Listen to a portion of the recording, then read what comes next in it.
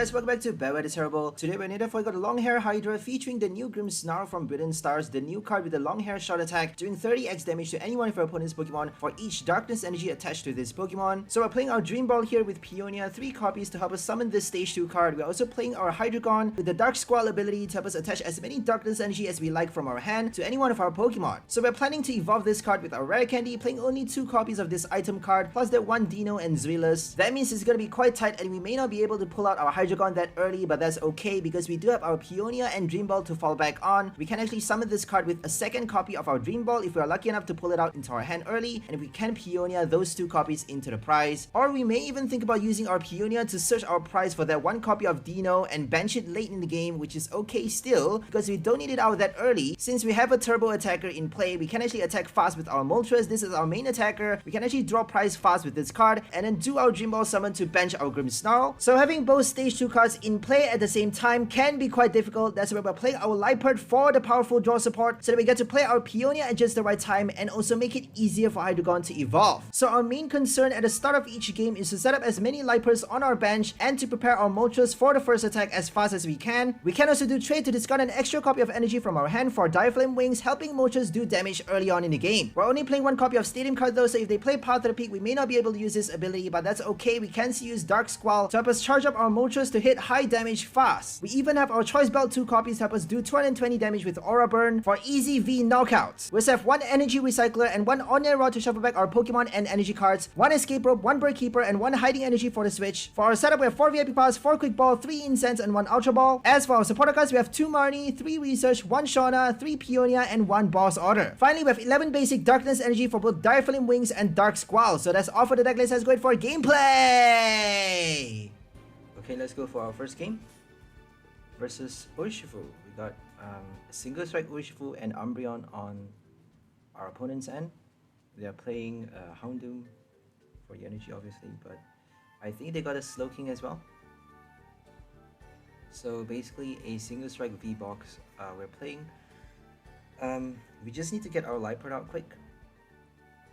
We got our Motres for the first attack, and then later on, quite late stage in the game, if we want to attack with Hydreigon, we can actually do 130 damage, and with that Choice Belt we're doing 160, so it's not bad. Hydreigon can still attack with 3 energies, but make sure you attack, make sure you only use it to attack when you have to, for the final hit, for the final strike, because once it dies, you can't use his ability anymore, and his ability is kind of precious. You can't afford to have it knocked out early, because you need to keep using it for your Grimmsnarl. So if you're lucky enough to pull off 2 Dream Ball for double Grimmsnarl summon, to summon 2 Grimmsnarl in a row, you don't need to do it, you don't need to do it 2 turns in a row, but if you can do it in a single game, that would be super cool. But normally I would only get to play 1 copy, but I think 1 copy is good enough because that attack is actually quite strong. It helps you knock out anything on the bench. If they don't have a mana fee, you can actually collect the knockout after doing 220 damage with your Aura Burn, because Aura Burn can actually do quite a lot for only 3 energies, and then you actually need quite a bit of energy after that. That's why we have our Recyclers. So we can attach freely from our hand with that Hydreigon once we summon our stage 2 Grimmsnarl, and all we need to do is Longhair Shot the bench to collect the knockout, a VMAX, a V-Star, anything on the bench for extra prizes once we are near the end of the game, because once, at the late stage, we would probably be able to summon at least 1 copy. Sadly, we have only Motres to attack with. We don't actually have the baby Motres, the one with the prize attack. I forgot what it's called, but it does more damage for each prize our opponent has taken. That one actually does a lot, helps out a lot at the end of the game, which is not actually working too well for this deck because we are trying to hit fast. We want something that can hit early for us to collect our Dream Ball from the prize, which is going to help us summon our Grimmsnarl. So we actually played our Peonia early, that's great. So if we can't do early knockouts with our dark type Pokemon, might as well just not use them at all. So that's why I chose to play all 3 copies of the V Motres, because it does a 190, a huge damage output For only 3 energy, it has the amazing ability as well, helping you attach energy. If your opponent play Path to the Peak, we have that one Stadium to displace it. We also have our Hydreigon to attach free from our hand. If we have that one copy of Dino from the deck, benched early, we can actually ride Candy quite easily with our Liepard and our supporter cards as well. And then all we need to do is Dark Squall. We don't even need our Dire Flame Wings. We just need the Dark Squall to attack with Aura Burn after that. So we need to basically trade for enough cards, enough energy cards in our hand to attach with Dark Squall, and that's it. Aura Burn non-stop, 190 plus Choice Belt, 220. That's a lot. Fast knockouts. Even if you get to kill Houndoom or Chinchino, make sure you do it so that you actually get to summon something early. If you don't have a Grimmsnarl in your deck, if it's stuck in your prize or in your hand, or if it's discarded early, you can't get your Rod or anything, it's actually better to just summon a Hydreigon. It actually helps you out a lot for your next Moltres, just in case they're playing that annoying Stadium card, which is actually going to lock you a lot. So Moltres don't actually get to attack that easily unless if you have a, you know, some energy switch or something, Melanie, to help it get that extra 1 energy, because once the first one gets knocked out, it's going to be a, you know, you're going to need like 1 or 2 turns to charge up just 1 turn to charge up the next one, but wasting 1 turn is all it takes. You can't afford to pass an entire turn not attacking. That's just not acceptable for the standard format. I'm sorry, but you can't do that. We don't have the luxury to do that. Unless if you're lucky enough for your opponent to, you know, if you have a fast start, if you have a quick start, and, you know, you did a lot of things on your previous turns, then you may be able to, you know, pass that 1 turn and then do more on your next, you know, kind of compensate for that empty turn. So it really is down to the situation at hand. We actually get to collect our first knockout here, which is great. We're collecting our first Dream Ball. We chose not to play a Research, I think. Oh, we actually did. It's actually better not to play that card because we may draw out the Grims. We just drew one, but we have to evolve Hydreigon though. So we have to somehow draw enough cards to evolve fast, our first stage 2, but also make sure that Grimmsnarl is inside the deck. So that's why I chose not to play that ability. We actually get to trade a second time, but I chose not to draw more cards because we already have 1 Grimmsnarl in our hand. Let's hope, fingers crossed, the second copy is inside the deck. Not in the prize or discard. I don't think we discarded. I don't recall discarding a copy. So there we go. We got 1 inside the deck. That's great. 1 is all we need actually. If they boss kill it, we have our Motres. That's fine. We can attack more times with the same Motres.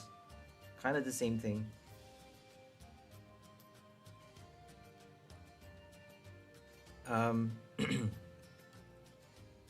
If they do beat down for the knockout, oh, that's bad. So let's just do Dire Flame Wings and then collect the knockout with either our Darkness Fang. I think that's the second attack. I forgot what the second attack is called. But it has a second attack that does 110 damage for 2 energies. So we can either use that to knock out the VMAX in the active spot, or Longhair Shot to kill anything on the bench. Not anything, we actually need a lot of energies though, so we would fare better playing our recyclers now. And, you know, draw a lot of cards, draw out those energy, attach early. We don't even have a Hydreigon yet, so let's just trade right now. I think we should be playing a Marnie or a Research. Oh, we should be playing the Quick Ball though. We should have done the Quick Ball, rot the Grimmsnarl back, and then Research for more cards, right? If we play a Marnie though, we can actually put it at the bottom. So that can actually help us guarantee a second Dream Ball if we have it in the prize, or, oh, we actually chose to bench another Moltres. So I don't think we are playing the second Grimmsnarl, because it's actually quite difficult to put another Dream Ball in the prize. I don't think it's that easy. Unless if it's there by default. So let's play another Research. There we go, no more Grimmsnarl, no more Rod as well.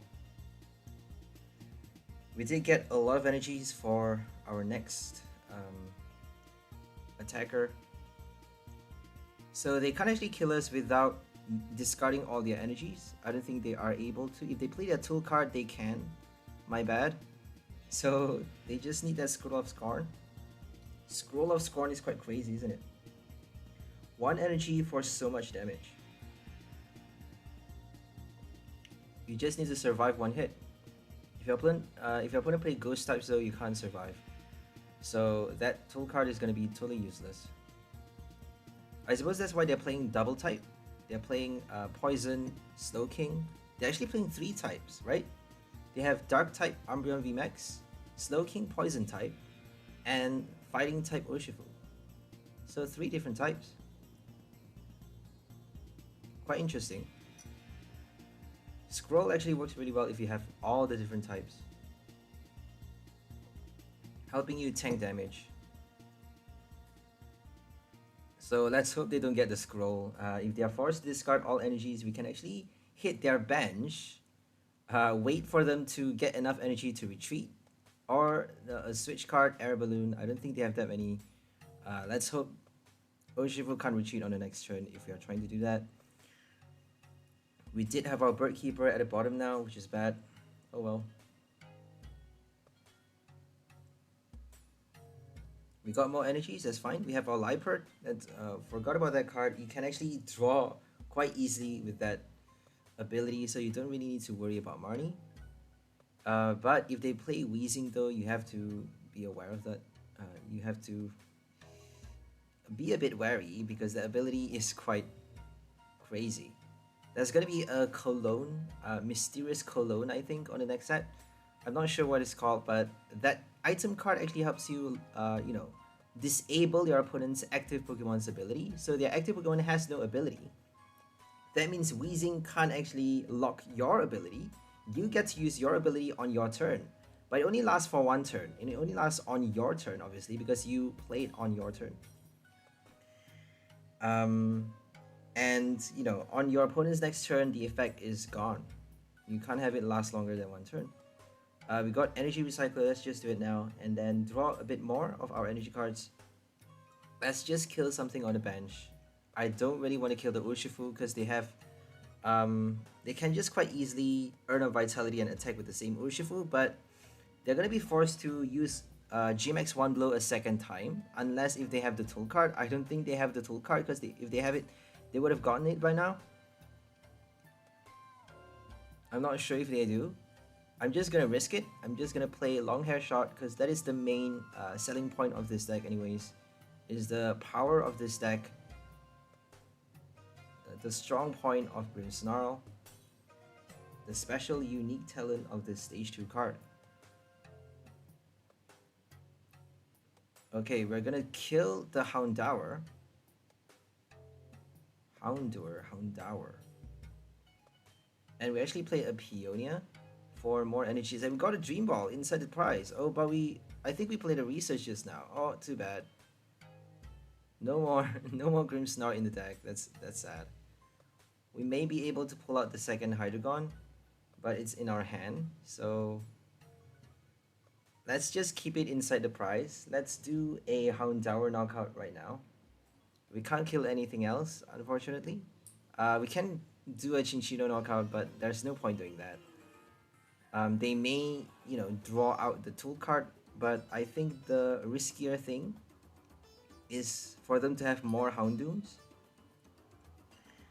I don't know, I think it's better to kill the Minchino. I have no idea. But we chose the Houndoom. The Houndour. We got the Dream Ball for nothing, because we have nothing left inside the deck. Oh well. We wasted that Dream Ball.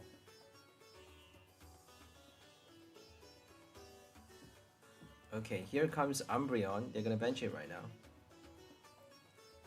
So they're probably gonna use the Dark Signal for Motres. And then somehow GMAX 1 blow the Motres the second time. I think it's better just to attack with the Umbreon. But if they do that, they may place damage counters on it too early. So let's hope they Single Strike Roar early. If they are smart, they would do it late. Because they can't evolve now. That means they can't actually tank enough damage for the knockout. to prevent the knockout, my bad. So Umbreon can actually die on the next turn if we are lucky enough. If they can't retreat, if they don't have enough energies to kill our Grimmsnarl, they actually need to roar twice on the Umbreon and switch, because Urshifu needs 1 energy to retreat. It can't actually retreat with the air balloon, so they need to roar twice. So killing the 𝘿𝐿𝐷𝓷𝓰𝓱𝓪𝓲𝓻 was actually a plus for us. If we kill the Minccino, they can actually roar 3 times and retreat with the Urshifu because they got the air balloon. So here comes single strike roar. They play the Urn, so they don't have the tool card, sadly. They have Choice Belt and the air balloon. They are playing Choice Belt. I suppose that's why, right? Choice Belt for single strike to do more damage. Umbreon does 230, I think. 250 if you have all 4 single strike energy attached.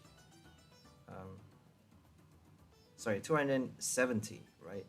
I'm not too sure. Umbreon does quite low damage, but Urshifu does, you just need 3 single strike energy to collect a knockout. 330 damage. You don't even need the Choice Belt. I think it's just smarter to play the single strike scroll, because it helps you do a lot more damage, especially if you're playing so many different types. Poison, Dark, and Fighting. Okay, we got so much energies. We actually get to do 180 damage. So Umbreon is dead. Umbreon is can't survive that. 180 damage. We're gonna kill the Umbreon. I don't think we can knock out the Slowking. 180, it's not quite enough.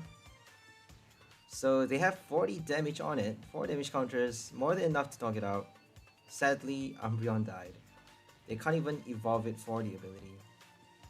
So let's just draw the boss order out. We actually put it with Peonia just now. And we have a VIP pass inside the prize as well, on the 3rd position, if you guys remember. Here comes another Urn. Okay, the most scary thing here is if they play a boss, and if they have enough energies to knock out the Moltres. If they play like boss though, they can't do a Raihan, and they actually need 4 energies to do GMAX 1 blow. I don't think they can knock out Moltres this turn, and that's it, right? If they play the other Moltres, they actually are playing Darkness Energy, so I'm quite scared. They have a Raihan, look at that. So I don't know what's the best thing for them to be doing. If they have the Moltres, they should be playing it right now. I think they discarded with a research, so I don't think they can boss now. If they don't kill the Grimmsnarl, they're done. If they don't retreat, they're done, right? Because we have a boss though, so we can boss anything on the bench. If they don't play a Cheryl, they're done. And they already played their supporter card, so that's it. It's the end.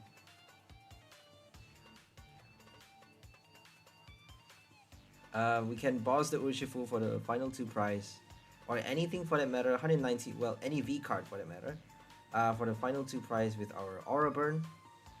190 damage. We don't have a Choice Belt on it though. I don't think we can kill the Slowking, sadly. Slowking gets to survive for so long, but it's doing nothing on the bench, and they just conceded. So we won against Single Strike.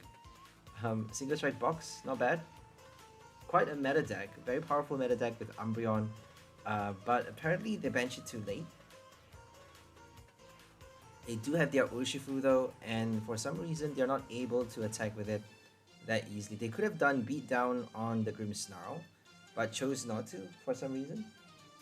Because if they did that, I think they would have very few damage counters, very few HP remaining on that thing. 240, 280.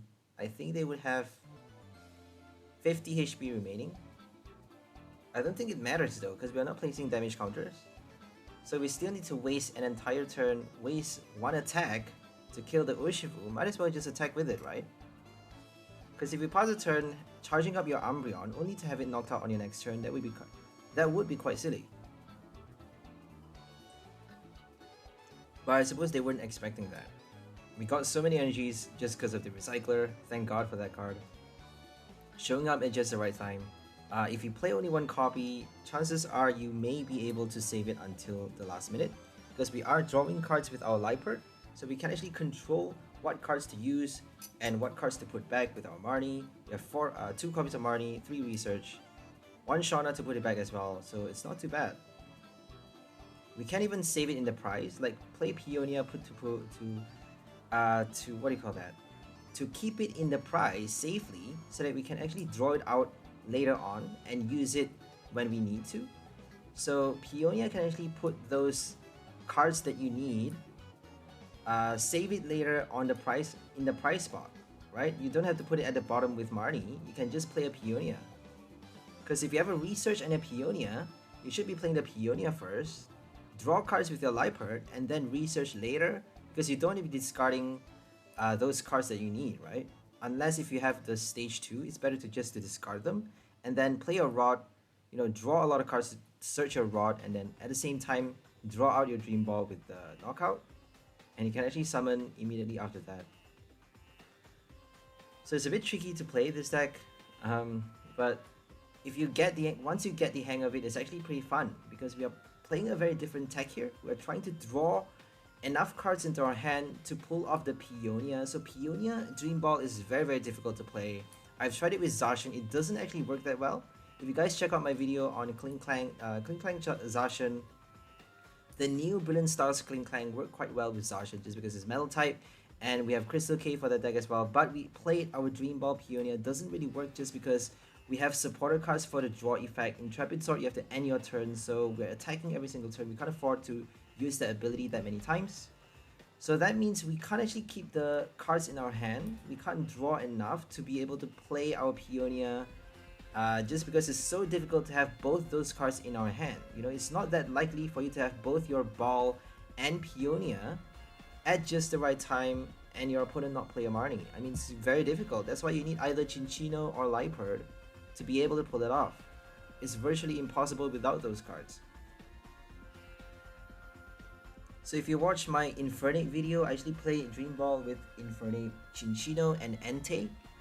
Kind of the same as this deck. So Entei actually do the knockout, collect the first few knockout to draw the Dream Ball from the prize, and then summon our Infernape with that ball. We have our Chinchino to draw out our Peonia and the ball so that we get to put it into the prize while we prepare doing a knockout with our Entei. So that strategy is kind of the same as this, except that it's kind of better just because we don't need a second stage 2 Pokemon. For this deck, is actually quite tight. We only have 3 copies of Liepard, 3 Purloin, 3 Liepard, and only that many setup cards. Not enough, I would say, but just right to make it work. You know, the minimal amount to make it, to make it work enough, to make it fast enough for us to do the knockout and to survive any game. So I would say the success rate is about a little above 50%. As you can see early in the video, there's actually a statistics box. You know, the winning rate, you can actually look at it early on in the video if you guys are aware. So we actually got our Dream Ball early, that's great. Let's just get Hydreigon. I don't know what to get really. Since we have a Dino inside the deck, let's just do the same thing. Play our usual strategy. Dream Ball for Grimmsnarl, just because we can't actually rare candy evolve that card. And if we have rare candy in our hand and a Dino, might as well just evolve it late. So they're playing a very cool deck here. They are very interesting. They got Zoroark and Rare Fossil. So they got all the fossils. I'm pretty sure they have all 4 fossils, but I think it would be smarter to play nothing but Arctozolt and Dracovish. Because Dracovish, if you attack with it, which is, I think, their plan here. They're planning to attack with nothing but Dracovish, but they actually have a Dracozolt as well. Dracozolt for the second Giga Impact. Giga Impact does 200 damage, quite a lot. But I think it's smarter to attack with nothing but Dracovish, because it does 120, which is not quite enough, but you have your Arctozolt though. You have enough Arctozolt on your bench, you can actually place enough damage counters for a 2-hit knockout, right? If our opponent attach 3 energies from their hand to their Pokemon, you just need to do 240 damage and then 6 damage counters with your Arctozolt. If you have 2 copies in play, fast in the game, you can actually punish your opponent even more. So 300 damage is not quite enough, but you need 2 Arctozolt, at least 2 Arctozolts fast. They got Boost Shake, so it doesn't really matter. And your opponent can't actually evolve that easily. So if they play VMAX V-Star, they can't evolve if they have no Escape Rope balls already in your hand, because you're passing the turn attacking with your Dracovish. That is your main attacker. So this is a very smart deck, I would say, very smart, because they have one price attacker Dracovish and one price ability support Arctozolt to help them do a bit more damage for the knockout. I think they can actually play Choice Belt as well for the Dracovish to do a little bit more damage, because 300 plus those few damage counters with Arctozolt is gonna definitely collect the knockout, right? Unless if they play Sharon or something like that. But we have an extra. They actually have an extra locking ability though, Evo Lock, so it's pretty cool. We don't have our Grimmsnarl, which is quite horrible. We actually have to knock out our own Pokemon this turn, which is a bit sad. We're down to 4 prize cards on both players' end, and they actually get to go first. So if they get their Raihan, we're done. They actually need to evolve first, so that's the tricky thing about Zoroark. I've mentioned it before a lot of times, but the tricky thing about that card is that if you attach energy early, you actually have to discard everything once you do the transformation. So you can't actually play a Raihan first, you have to evolve, transform, and then play a Raihan. So that's the tricky thing about that card.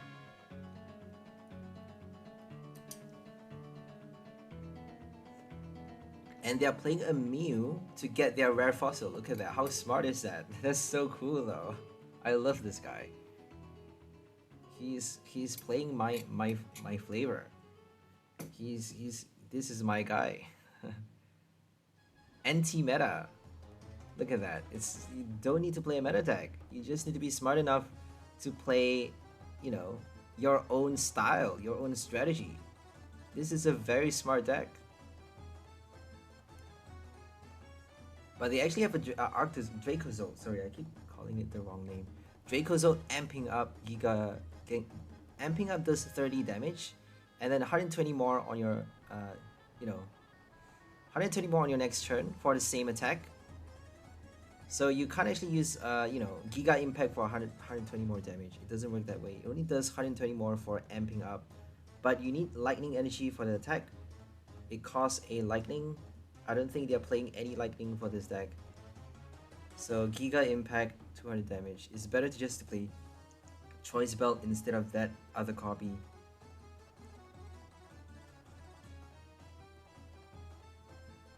They actually have no cards in their hand now. No enough supporter cards. So we did Longhair Shot, hitting the Dracovish on the bench. Let's hope, fingers crossed, they don't get their water energy. If they play a Research right now, it would be quite sad. They got a Marnie, that's horrible.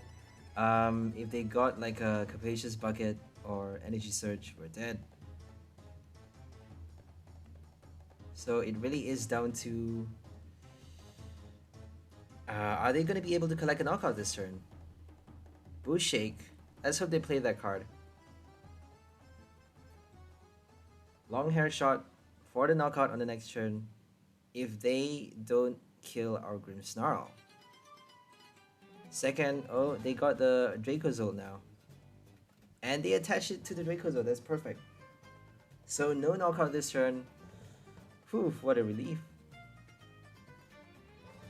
That was close though, because they just need one basic energy. 120 damage with Dracozolt. Dracovish. Keep calling them the wrong name because they're so confusing. Dracozolt, Arctozolt, Dracovish, Arctovish. Arctovish needs so many water energy though, so I don't think they're playing that card. Arctovish needs like 2 water and 1 colorless for the first attack, Hard Phase, which is only doing 90 damage. The second attack you can't attack on your next turn, so I don't think it's worth playing that card. Same with Giga Impact, but it does actually lower damage, and Giga Impact needs only 4 colorless, whereas with your... I'm not sure what the second attack is called, with your Dracovish? No, Dracozolt. Octovish. Octovish, okay. The second attack of Octovish is, it actually does only 180 damage for 3 water energy and 1 colorless. Okay, we're gonna do Longhair Shot to kill the Dracozolt. To kill the Dracovish. Okay, we are playing the Motres early. Let's do our research to get the energy cards out. We only have 1 Liepard on the bench, sadly. Let's hope we get to bench another Purloin. We don't have a Purloin, but we just need 1 more energy. There we go. We got our training card as well. We should be playing that card because we want to do Dire Flame Wings right now. And possibly attach the Motres as well. I don't think we need 4 energies on our Grimmsnarl just yet. If they kill it on the next turn, which is probably going to be the case because they got another twin or double turbo. They just need one or the other to kill our active or even a Raihan. So we're attacking with Motres on the next turn, collecting our 4th prize. We actually need to do 2 more knockouts after that. They're collecting 2 prize with a V knockout, so I don't know who's gonna win, honestly. If we can collect 2 prize with the Motres and then the final prize with our Hydreigon, we can actually win quite easily. But if they can attack fast, we're done. I don't think they can kill Motres that easily though. They need 4 energies on the next Dracozolt to kill it with 1 strike. Because oh my god, Dracovish is not doing a knockout. I'm calling it the wrong names all the time. Oh, I can't do it, guys. I can't do it. Dracovish, Dracozolt, Dracovish, Dracozolt.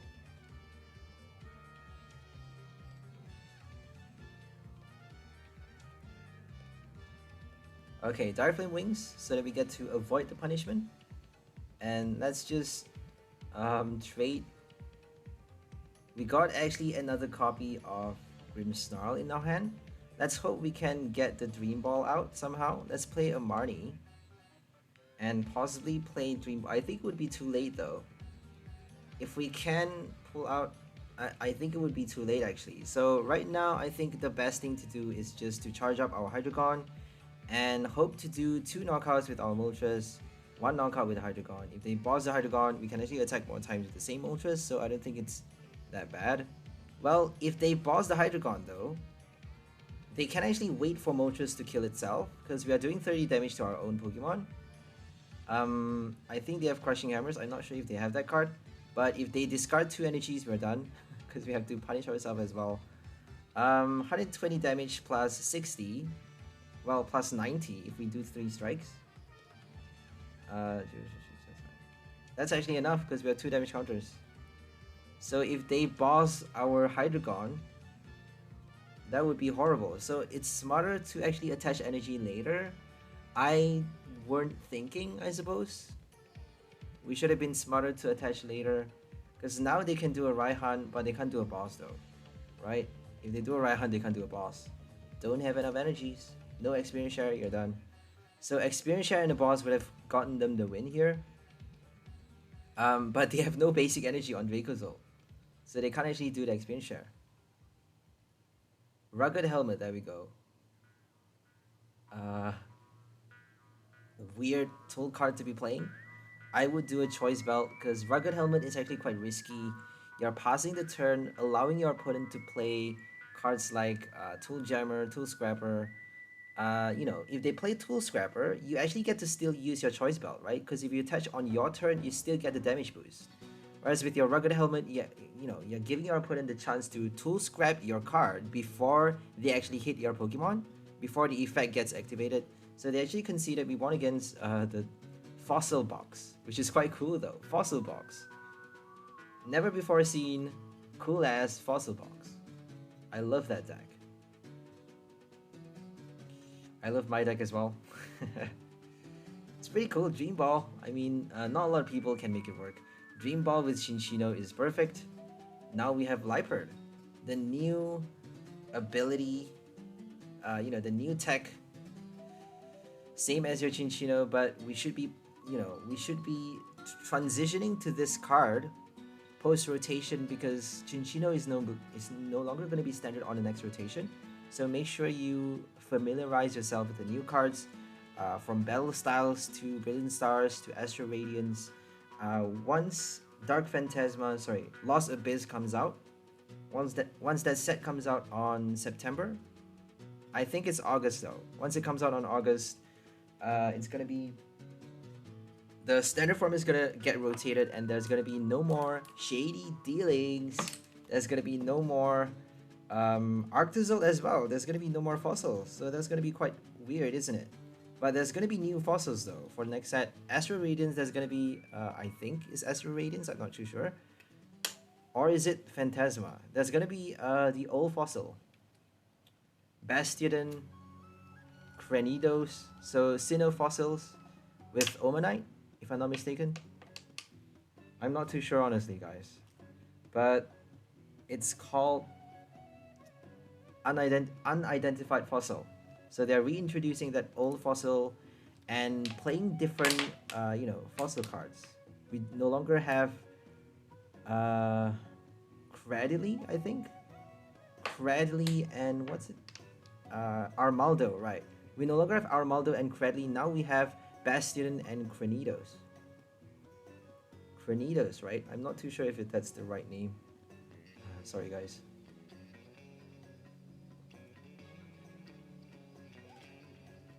Urshifu VMAX. Now we're up against Rapid Strike. The proper meta Rapid Strike deck with Moltres. Let's get hyped. Because we're up against a meta now. If we win against a meta, it would be a huge disgrace to them. Because come on, they are playing a meta deck.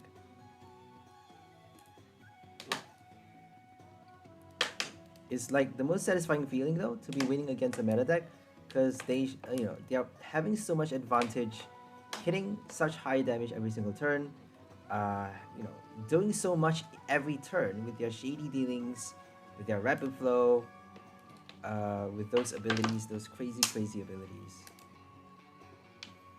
Quick shoot as well. I mean, it's insanely broken. All they need is to switch retreat, and they got so much damage with the choice belt as well. 180 damage is a lot. 180 fighting type.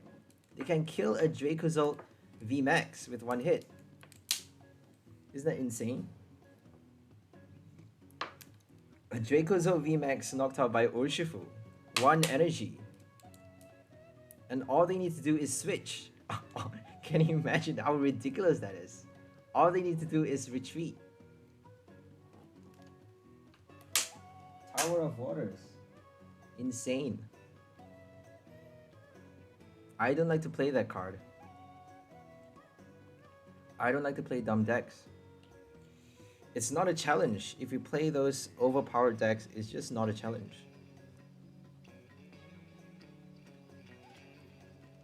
If you play a one price deck trying to defeat the system, I mean, that would be more of a puzzle. It's like solving a puzzle, isn't it? Like a quiz. You're trying to outsmart the system and perfect your, sharpen your IQ and perfect your gameplay. And also your deck build. Deck building is a skill as well. And you actually have to update your deck building skill, because it actually, you have to match your opponent. If your opponent, for example, plays a lot of supporter cards, you play a little bit less, and you're not gonna get it, If you have, for example, 5 less supporter cards in your opponent, and if you don't play Pokemon with abilities to draw, you can't actually get them out into your hand. So it really is down to the matching, the ratio, how the ratios match up. And you actually have to study what the cards are. Well, you don't really have to study if you just go for instinct. I go for instinct normally. I just test out the deck, and then if it doesn't work, I'll just add more supporter cards. I'll just swap those ability Pokemons with other Bibarel or something. Or just add more item cards, or make it more consistent with other abilities or stadium cards. I don't know. It really comes down to experimenting and kind of getting the ratio right.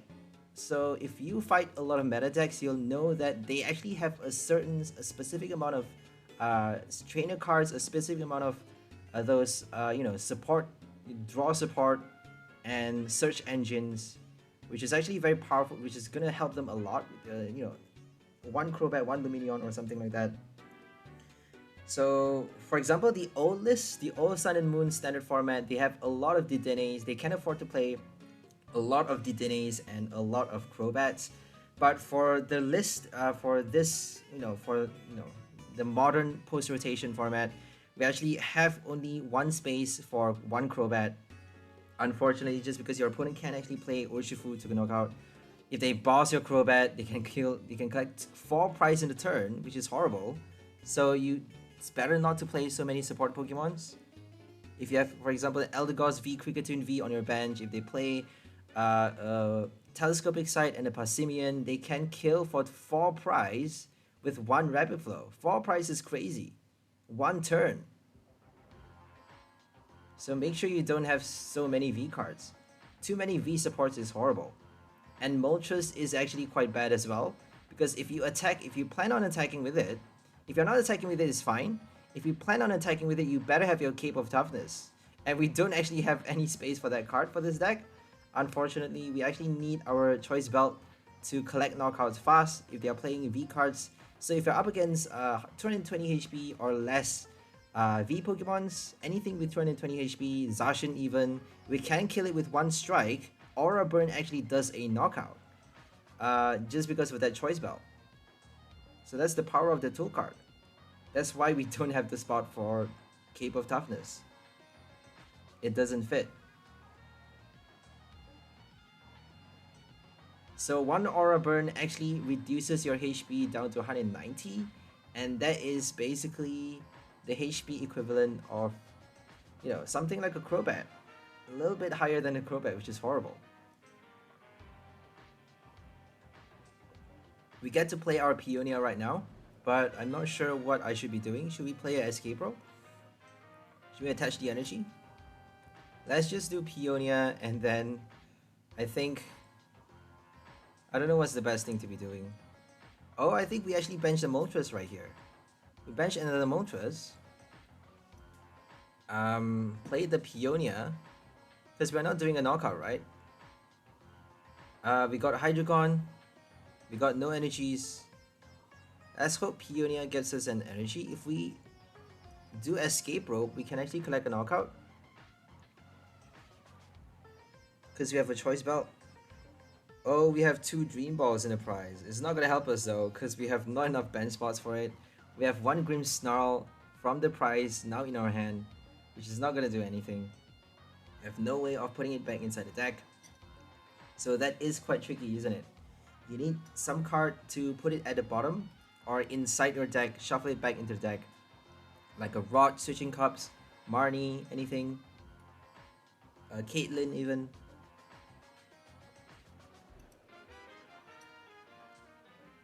Okay. We're gonna Dire Flame Wings. We actually got 1 energy from the deck, which is just nice. Oh, we decided to kill this one off. Right, and I think we're sacrificing the Purloin, because they have a Quick Shoot, right? We don't want them to kill our Moltres on the bench with that pesky ability. So Inteleon is gonna collect the knockout. Might as well just kill ourselves with 30 damage if they're gonna do 2 damage counter knockout. Okay, let's hope we get something good on the next turn with our Liepard. We only have 1 copy, sadly. So it's not that easy to get your evolutions, just because we're evolving both our Hydreigon and Liepard. So we may be able to do only 1 trade per turn. But we do have our supporter cards to fall back on. We have 3 Research, 2 Marnie, quite a lot of supporter cards. We have a lot of Peonia though, which is ridiculously horrible. But sometimes it actually works. As you saw earlier, we actually got our energy. That 1 copy of energy does a lot. Because now we can actually attach to something else on the next turn, another Moltres even. But I don't think we should be benching another copy. I think we should be saving our energy cards.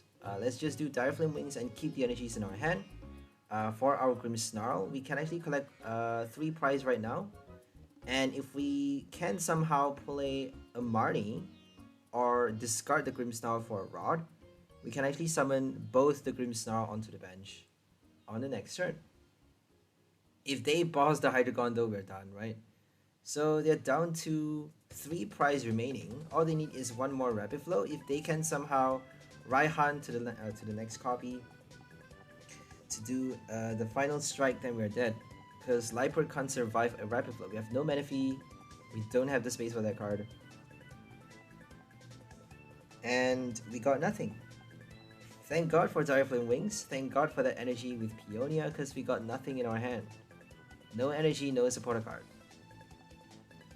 Not even a Liepard, not even an Incense. What are we gonna do? Well, there's nothing we can do, right? I mean, all we can do is attack. I'm not sure what we're waiting for. So, I'm recording this game early.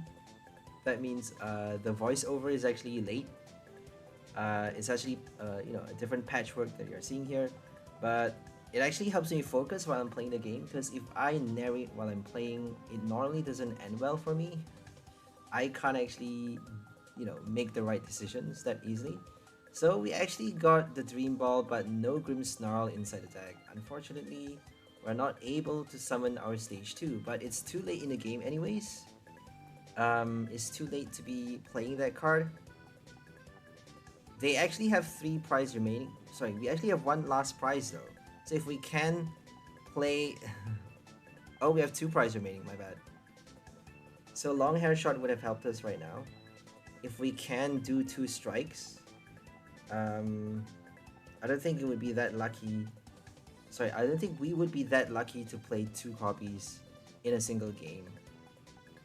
2 Grimmsnarl, but if we can though, in the ideal world, if we can do Longhair Shot twice, we can actually kill 2 1 prize Pokemons on the bench for the final prize.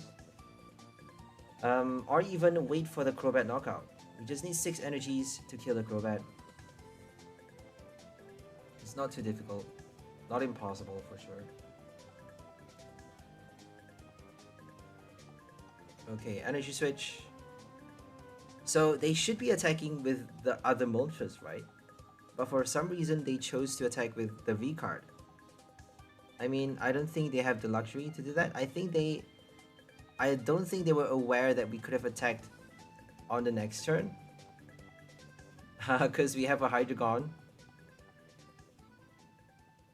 We have a Hydreigon. We don't need to wait 1 turn for the attack. They should have attacked with the baby Moltres for sure, because they got 220 damage in for the knockout. And we need a boss though. We needed a boss for the final 2 prize. They got 1 prize remaining. They can just Dire Flame Wings for the final hit. But if they attack with the baby Moltres, they actually need an energy from their hand though. They may not have any more energy in their hand. Or maybe if they have no Clara remaining, no more Clara inside the deck, they can't actually retrieve the energy for Motres to do Dire Flame Wings on the next turn. To do Aura Burn on the next turn, my bad. But I think it's still safer to attack with the baby one, right? I don't know why they played the V card, giving us free 2 prize for the final knockout, which is ridiculous. They were underestimating our Moltres. I think they looked past the Hydreigon. Okay, now we're up against Pipadier.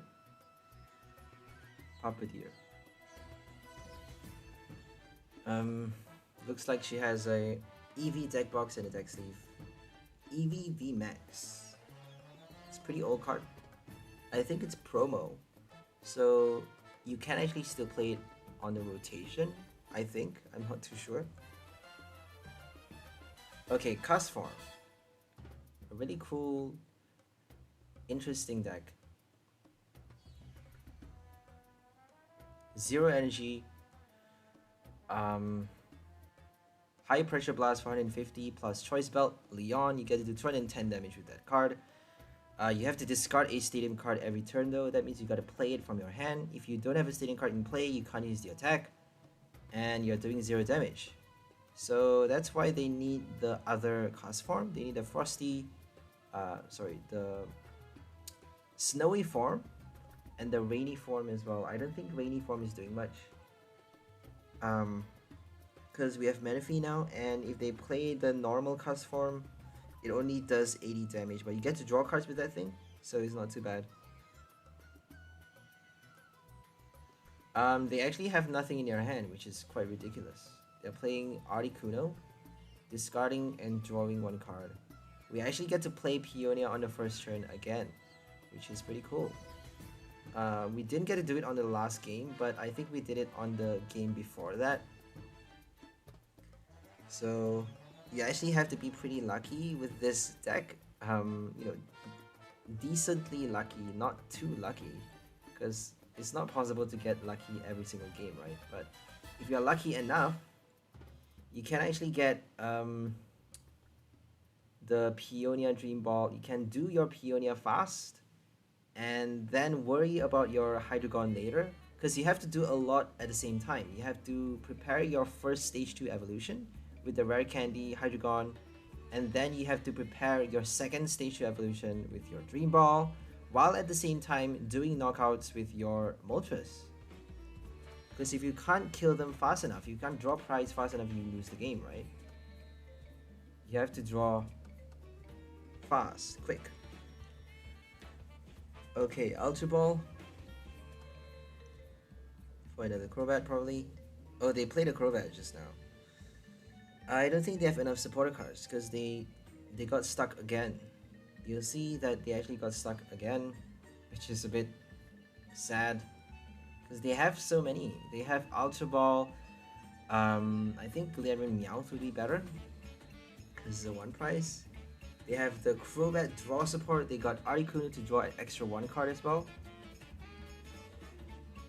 So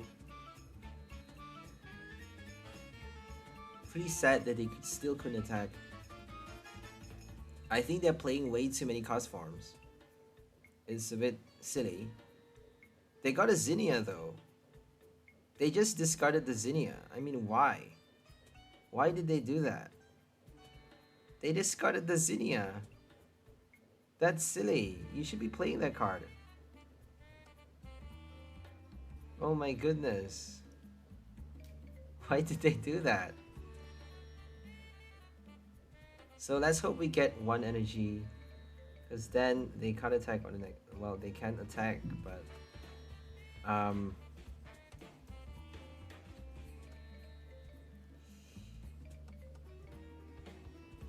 let's do trade.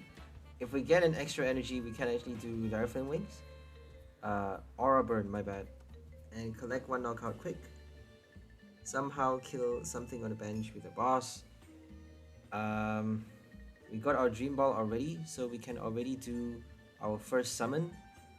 We are drawing so many cards, so fingers crossed we have that final copy of Grimmsnarl inside the deck.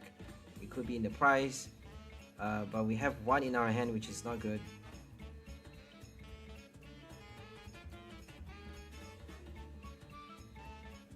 Okay, Dream Ball. Super Summon. We got it, look at that. Double stage 2. Hydreigon and Grimmsnarl. Brilliant Stars Grimmsnarl. And they did nothing because they made the horrible mistake. We got so many bench Pokemon though. Look at that. They could have drawn 6 cards with that Zinnia. Big mistake, yo. We got a boss. I think we should be killing the Crobat first and bossing the Articuno. But if we can kill the Crobat with our Longhair Shot, I think I'm gonna go for that. Because that would be so cool, right? Killing a Crobat with our Grimmsnarl. Let's discard the Grimmsnarl. I don't think we would be playing a second copy. We have a Rod anyways, so let's do our Shauna. Or maybe even a Research, if we are confident. We should be playing our Moltres though, so I don't think it's smart to be playing Research since we have a boss as well. Let's do Shauna, hopefully get more energy cards out. There we go. We actually got another Dream Ball combo. Oh well. We're gonna play Research on the next turn. Not gonna be bothered about any more Dream Balls. We got no energy in the discard pile, so let's just Aura Burn this turn. And possibly do Longhair Shot on the next. And we just need one last prize after that. We got an energy, that's great. We just need one more. Bad thing about hiding is that you can't actually discard your energy cards. Kind of the same as your air balloon. If you have that card attached, you have 0 retreat. That means you can't discard it. You can't retrieve those energy from your Moltres unless they knock it out, right? If they knock it out, you get to do Trading Card, Recycler, or even Rot to put it back into your deck, and you get to retrieve it. If they don't, you actually have to draw everything out from your deck to get enough energies for your Longhair Shot. You actually need a lot of energies because you're only doing 30x for each energy attached to your Grimmsnarl. So 30x is not a lot. I actually hoped it was 40x. 40x would be so much more powerful. I mean, it's a stage 2 for God's sake. It's a stage 2. It should at least do 60 base damage, right? I mean, come on. 30 base damage, at least. Why is it so weak? But trying to make a weak card strong is kind of very, very interesting. It makes the game so much more fun. And we actually get to do it this turn. We get to kill the Crobat with 6 energies. 180 damage exactly, striking a perfect knockout. And they got a Quick Ball. For another Crobat, I suppose? A Castform. That's just sad though. I mean, they didn't get to play any. They didn't even get to play any. They didn't get to attack once. We're gonna do Darkness Fang to kill the Articuno, collecting our last prize. That is just sad. They killed themselves. They shot themselves in the leg by discarding the Zinnia. I mean, why did they do that? They should be keeping it for the next turn.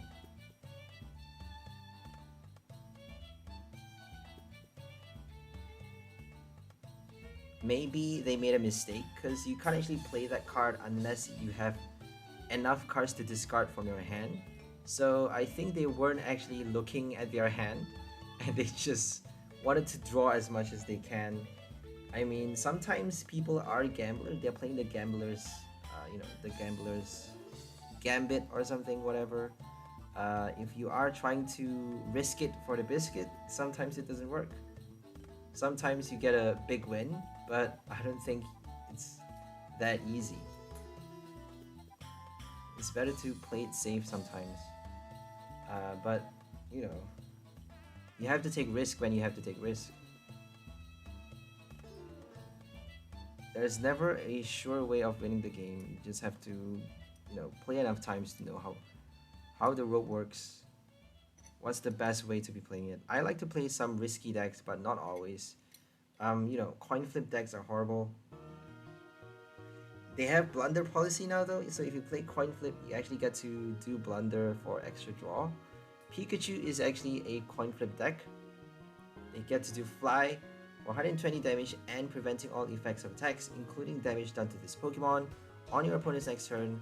But if they play Escape Rope Balls, they can still bypass that effect. If they play Phoebe, or what else can they play? 𝘿𝙗𝓷𝓰𝓱𝓪𝓲𝓻 VMAX, or IG/V, or if they play the Single Strike Scroll, the other scroll, the 120 damage one, the Fire Scroll for Single Strike does 120 damage, but you get to, ignore all effects on your opponent's active Pokemon. That means they get to still attack Pikachu even after it has that protection barrier effect activated with Fly. Even if it's flying, Pikachu's balloons are gonna burst. You can still burst its balloon.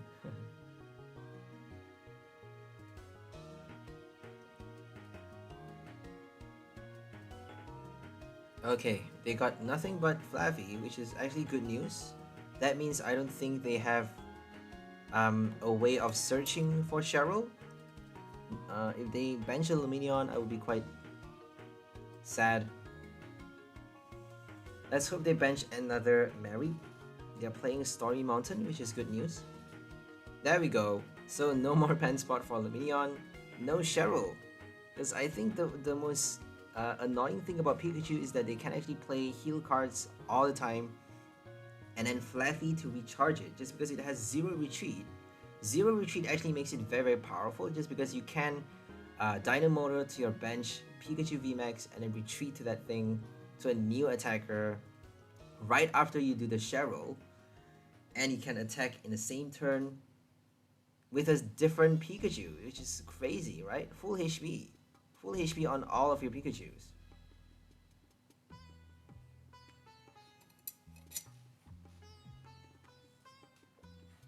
If they play Galarmine or if they play heal block cards, you can't actually do it that easy.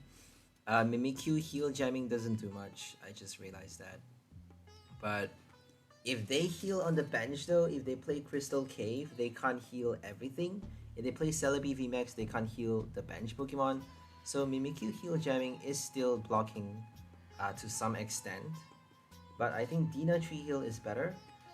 Except if your opponent plays enough stadium cards, you can actually completely block off that effect, which is gonna do nothing.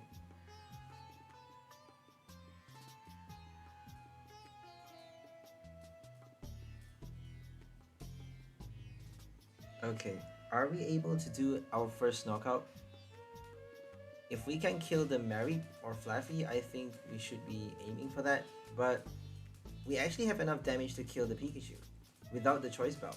190 damage exactly. So let's aim for that. Do an escape rope or something. And they got nothing in their hand. And it's as simple as that, they don't need anything. They don't need anything because they got Flaaffy. If you play an Avery though, they're gonna have to force to discard the Pikachu. But they just need to draw out another energy into their hand. And they're good to go, right? Because they got two Flaaffys in play. Dynamotor twice for the third energy attached from their hand, and they got enough to attack with the next one. They need Air Balloon though. So Avery is going to destroy any deck. If you are supporting with Cinccino, Flaaffy, if you have Cherim or Frostmoth, anything that you need on the bench, Shady Dealings even, Avery is going to destroy your deck completely.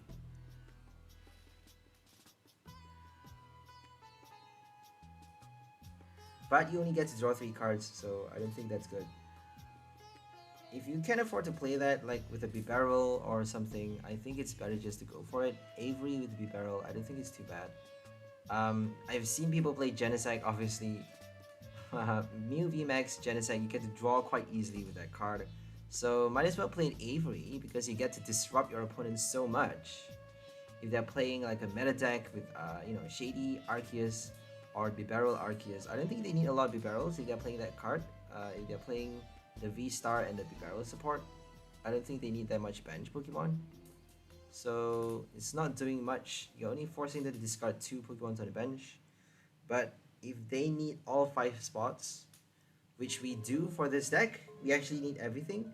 We need 2 Liepards, 1 Motres for security, and 1 Hydreigon for the ability, and 1 extra spot for Grimmsnarl. And if we did our Dream Ball, if we finish doing Dream Ball, and if they play Avery after that, we're going to be forced to decide which one to discard. We can't afford to discard Liepard. Certainly not our Grimmsnarl or Hydreigon, but we can't discard Moltres either. So what are we going to discard?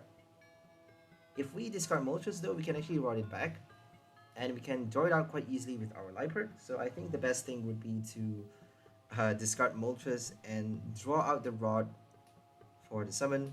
If we have the Rod stuck in the prize, we can actually play our Peonia to get it out. If we have discarded the Rod though, that would be super bad because we can actually be unlucky enough to have a Research and a Rod early on in the game, and that means we can't actually recycle our Pokemons. So playing only 1 copy is quite risky, but I don't think we have a choice. We need too many other cards. There's too many necessities. So Dream Ball Peonia is the first priority, that's why we need 3 copies. And Hydreigon Rare Candy, I don't think we can part with those cards. Okay, here comes Pikachu doing their first Max Balloon. Now we can attack with Moltres because it's protected from all basic Pokemon's attacks. Let's just do our Longhair Shot to kill the active. I don't think we have enough to knock it out. So we need 11 energies on Grimmsnarl to do a one-hit knockout. Let's just aim to kill it with two of our evolution Pokemons. So let's try Longhair Shot and then Pitch Black Fangs to kill the Pikachu for 3 prize, and then somehow get another Grimmsnarl out for the last prize. Because we can actually do Longhair Shot for a Flaaffy knockout if we are lucky enough to pull off another Dream Ball. Or we can just play Escape Rope Boss for the final knockout. Okay, we did 180 damage this turn. We could have gotten our choice belt out from the prize, but I actually forgot the position. So if you remember correctly, it's actually better to always take a note of what other cards you put into your prize when you're playing the Dream Ball Peonia. When you're doing that, make sure you take note of what you're putting back there. If you forget, it's not going to be good because you need to be able to draw them out at just the right time. That is going to help you out a lot, but we actually got quite tired playing this game, and this is actually kind of a late afternoon game, so due to fatigue, I forgot the position and drew out the Purloin instead of the Choice Belt. We could have done 210 damage this turn, but without the Choice Belt, we're doing so much less. Oh well. We got another energies, but we chose to attach to the Hydreigon on the next turn. We're just gonna do Dire Flame Wings right now. Secure 1 energy on the other Moltres, and then do 180 damage for the partial knockout. If they can somehow attack with the second Pikachu, I would be quite sad.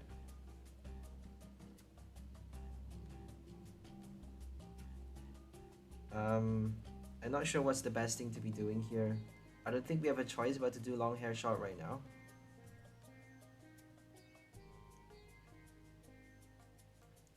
It may have been wiser to do our Moltres. Oh, we can't attack with the Moltres, my bad. It may have been wiser to attack with Hydreigon and then retreat and then Longhair Shot after that, because if they retreat to the bench, we can actually hit for the knockout on the bench spot. But if we do that, we may not have enough energies though. We can actually attach 5 energies, right? We can attach up to 5 energies this turn on Grimmsnarl. Having an extra copy in our hand, that means we actually need to transfer 1 to Hydreigon this turn. If we are planning on using Pitch Black Fangs first, and 130 plus 180 is exactly enough, right?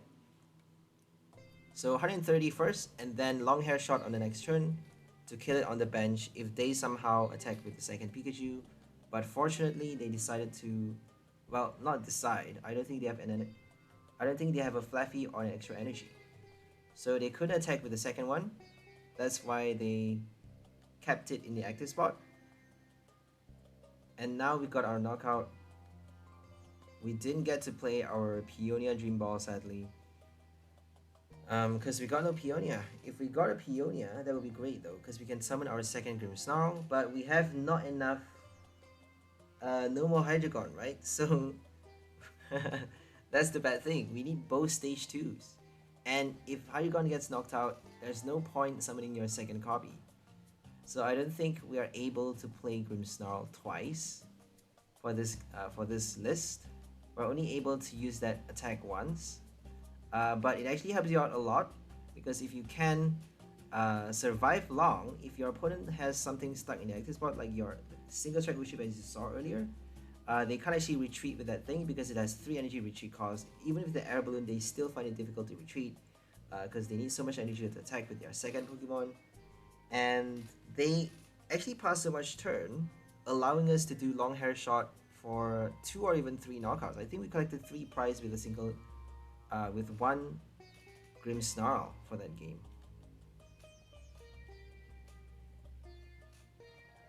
So we got our final prize. We can just Liepard for the boss. And they play Marnie, which is actually going to help us a lot. It's going to help us so much. Because now we get to draw 4 cards and then 4 more. Plus that 1 from the top deck. So we get to draw 9 cards. With our Liepard and the Marnie. Giving us a higher chance of drawing out. I think we're definitely going to get our boss order. I mean, for sure, right? Because we just put, if I'm not mistaken, about 6 or 7 cards at the bottom. And if we draw 5 cards right now, I think that would be a total of 11 or 12. And we have 13 cards remaining, so I don't think it's that difficult. We have a very high chance of getting it out. As long as we don't shuffle our deck. Make sure you don't shuffle if you want to be drawing, you know, something out after a Marnie. There we go, we got the boss, and we actually get to do a Flaaffy knockout for the final prize. And they conceded. So we won against Pikachu VMAX. Not too lucky, I would say. We just need that 1 Grimmsnarl to get past the max balloon. So 1 VMAX knockout is all we need. We did a Pikachu V knockout with the first Motres, and then the VMAX knockout with our stage 2 cards. And we just need to boss the Flaaffy for the final prize. Okay, what are they playing right now? Fortnite Pack. Raikou. Okay, I think they're playing nothing but Raikou. They may have a Morpeko V Union.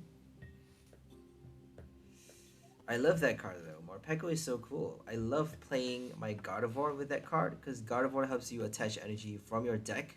Shining Arcana. If you guys want to check it out, if you guys are interested, check it out. Check out the Gardevoir video. Morpeko V Union is in my channel. Not too popular, but I love it though. I would say it's one of my favorite decks because it's very fun.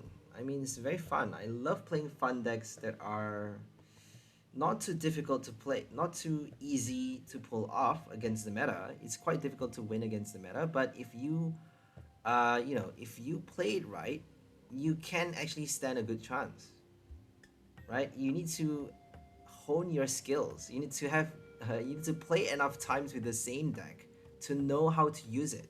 Because I've used it a lot of times and now I know how to play with it.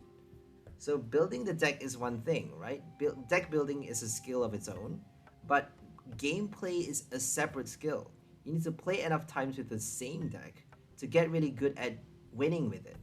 Because you can't actually win even if you have a really good deck. You still need to analyze the deck. You still need to know when to play what cards and how to synergize, how to, you know, draw out the right cards, when to search for this, when to do that, when to do this. It's still a lot of things you need to think about. A lot of things you need to decide on.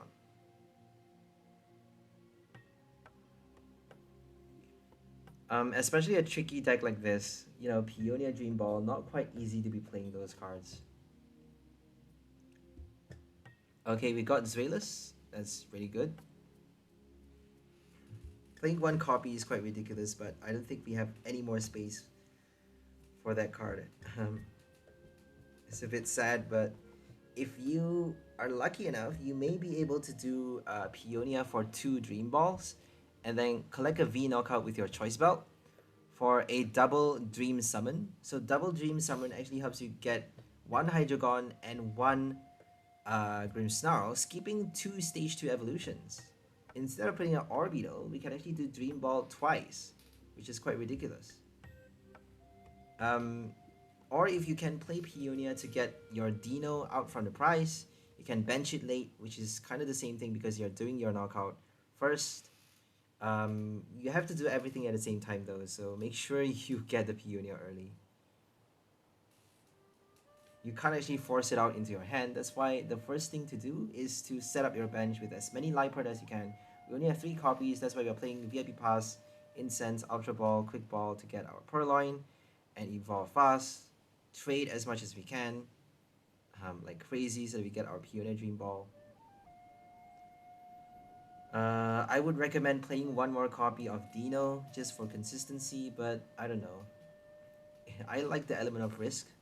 I just like how much gamble we are putting on this deck. Because that ability is quite broken, right? Attaching as much energy as you like from your hand. It's a stage 2 though. Can you imagine if it's a stage 1? I don't think there's anything, even in an expanded format, that allows you to attach freely from your hand to any Pokemon you like. Because Cherim actually gets to do that, but only to your non-rule box Pokemons. So Cherim, Frostmoth, they have their restrictions. Frostmoth only allows you to attach to your water type Pokemons on your bench, so there's a lot of restrictions there. I don't like Frostmoth because it's kind of quite a dumb card to be playing. So many restrictions. I don't think you have a lot of space for innovation using such a confined card like that.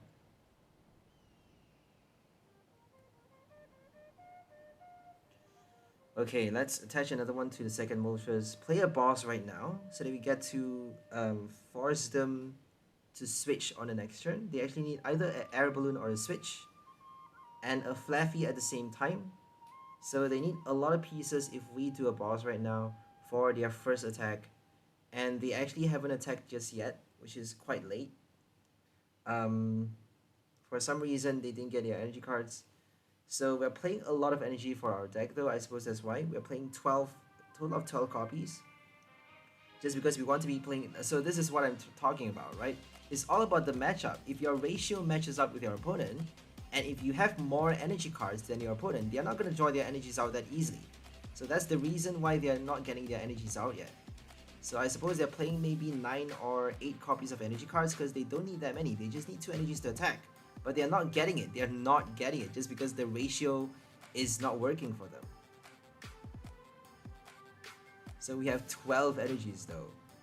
It's giving us that high advantage of attacking fast, doing knockouts early, and we actually get to, it's for speed, right? It's all about speed if you're playing a stage 2 deck. I mean, you need to be fast. If you're trying to play Dream Ball, difficult cards to pull off, I mean, double stage 2 is virtually impossible. And if you're trying to pull off the impossible, make sure you have a failsafe. So Moltres is our failsafe. If we can't do anything else, as you saw with the Urshifu game, the Rapid Strike Urshifu game, we did nothing but Moltres. We couldn't get our Hydreigon out, not even our Hydreigon. No Hydreigons on the bench, no Longhair Shot, we did no Grimmsnarl, we did double Dream Ball Summon, but we actually benched another Liepard and another Moltres with 2 Dream Balls, which is quite ridiculous. So we played nothing but Moltres for the list. I think we have a Hydreigon though. My bad. We actually have a Hydreigon. Right, we actually attach energy from our hand for our second Moltres. So I don't think you can go without that card. Hydreigon is an essential, even without Grimmsnarl. We don't need Grimmsnarl. You just need Moltres.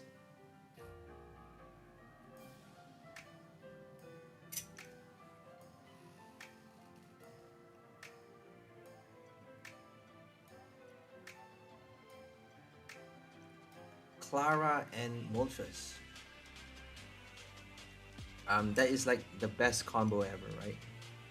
The baby Moltres and Clara, because you just need to wait for it to get knocked out if you get it early, and then once you have the Clara in your hand, you can actually play it at the late stage of the game. Once your opponent has drawn like 4 or 5 prize cards, you can attack, do 250, 270, up to 270 damage with just 3 energies, and you can actually attach fully from your hand 2 copies. If you have a Clara, you can actually retrieve 2 copies as well.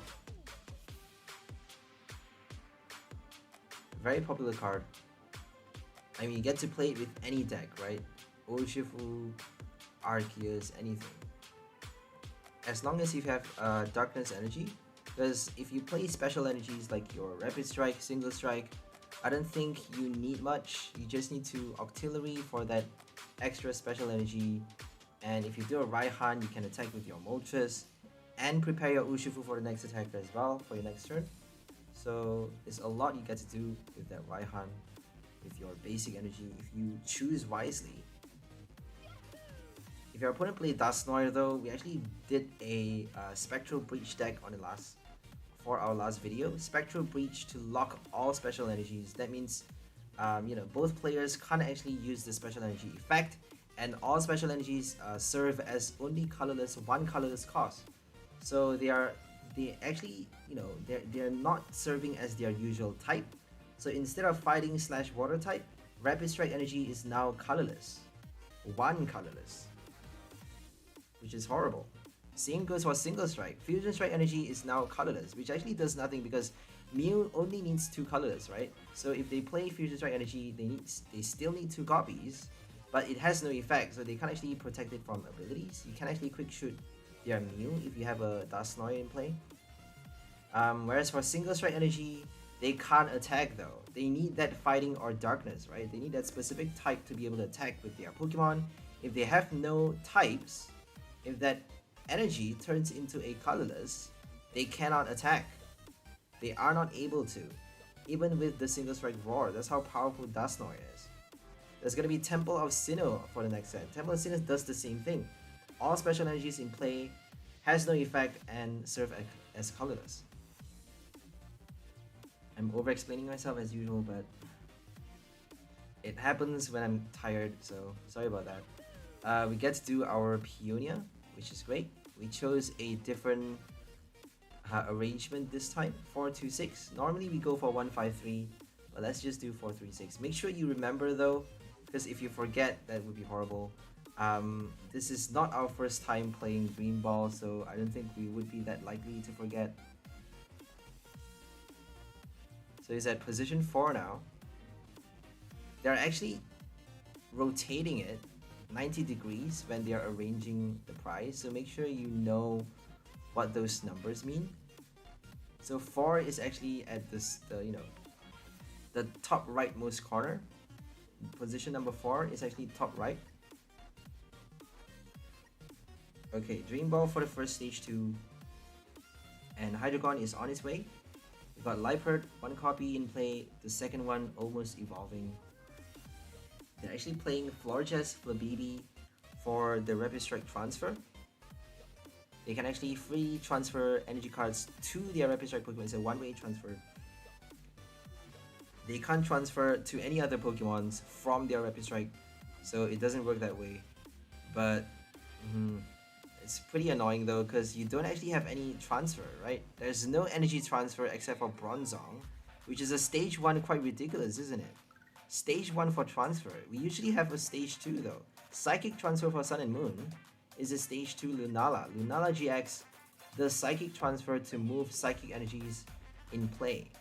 Only on your Pokemon though. Now we have Bronzong. Ridiculous card.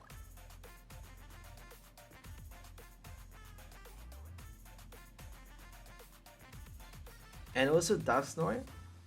Brilliant Stars Dusknoir allows you to move special energies from and to any of your Pokemon. Between any of your Pokemon. Okay, our second Liepard, and we get to draw so many cards this turn, that's great. Let's get our Incense right now. We're gonna Incense for a Zweilous if we have it in our hand. Sorry, if we have it inside the deck. Or maybe just wait for the rare candy.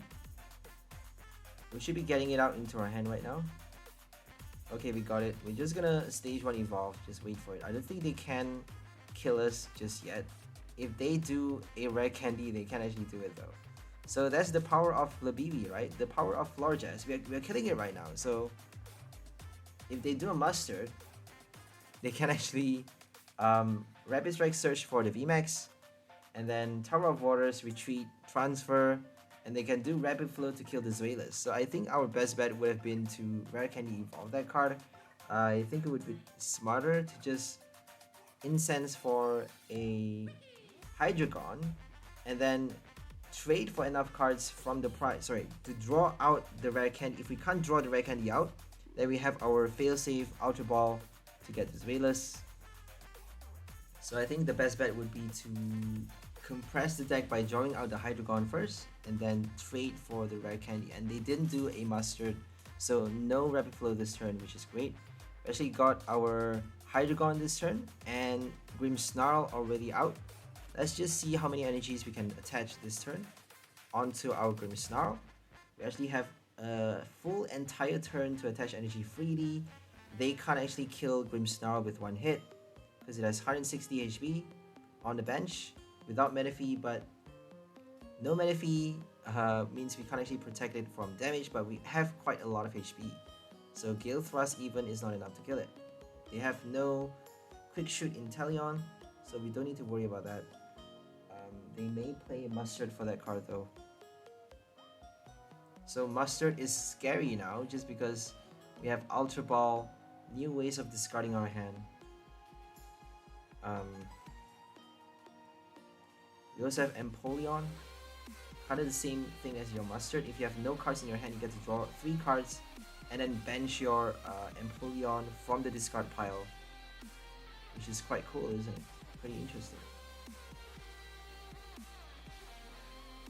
So we did Darkness Fang, and I don't know why we did that. I think we were trying to prevent ourselves from damaging our Motres too much, because we may actually kill our own Pokemon if we attack with, you know, Aura Burn too many times. So we're trying to save our Motres, but I don't think there's any point doing that because they can quite easily Rapid Flow on the next turn with a Raihan. They actually got it.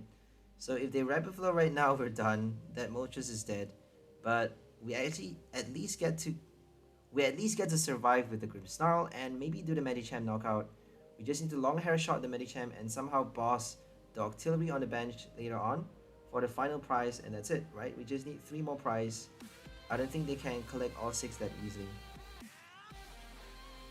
So if they do the VMAX, they didn't evolve to the VMAX though. No Tower of Waters, no VMAX. They're done. They can't afford to pass the turn, because we can't kill the Urshifu. We're gonna kill the Urshifu before it evolves. Look at that, we did it. We need 1 more energy, my bad. We need 2 more energies. So we got 6 in.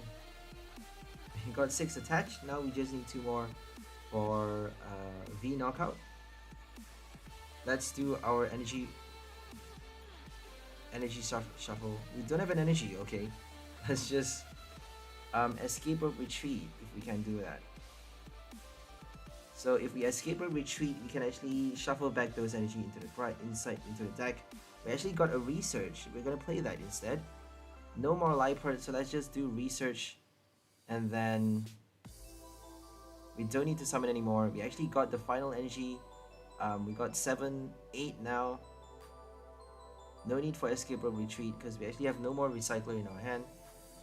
Let's just do Longhair Shot for 240 damage, killing a V card. Look at that, 240. Urshifu is dead before it gets to evolve, before it gets to Rapid Flow. That is insanity. That is insanity, yo. So they cannot afford to pass the turn just now. I mean, what is happening? They did nothing.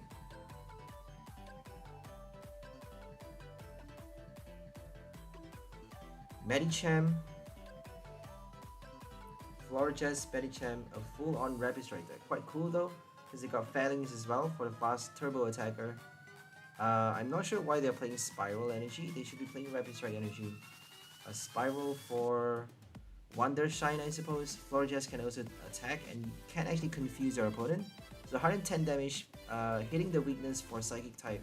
If your opponent is playing Urshifu, you know, mirror match, you can actually do 220 damage with your Florges for only 3 energies.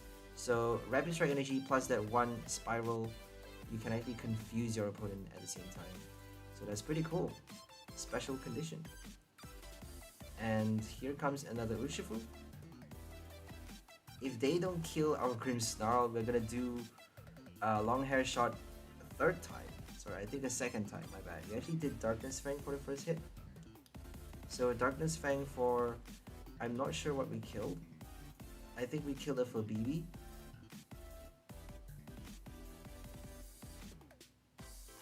So we can actually kill the Flaaffy right now. They just benched it. But if they don't bench it, we're gonna kill the Octillery anyway, so there's no way they can avoid the knockout on the next turn. They're done, they're dead. Spiral Energy. We're gonna play Escape Rope Retreat. Let's see how many energies we can attach to the Grimmsnarl. They're probably gonna concede by now, but let's just see how much we get to do with this attack. The max potential for our Longhair Shot. Okay, we're gonna play a research to get the recycler out. If we get a recycler, we can actually Liepard. Oh, we got nothing though. We don't have a recycler, so we could have done our trade to get it back into our hand.